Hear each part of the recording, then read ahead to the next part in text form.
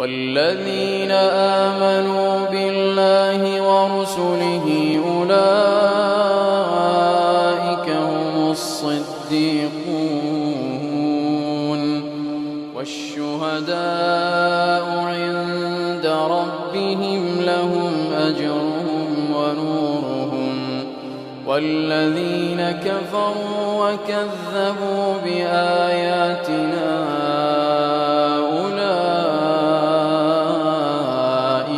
أصحاب الجحيم اعلموا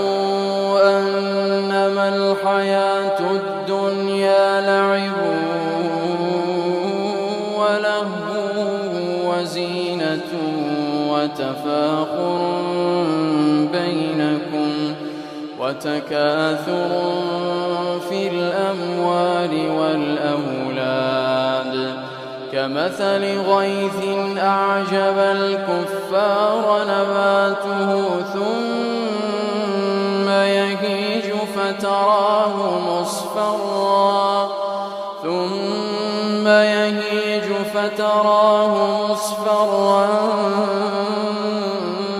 ثم يكون حطاما وفي الآخرة عذاب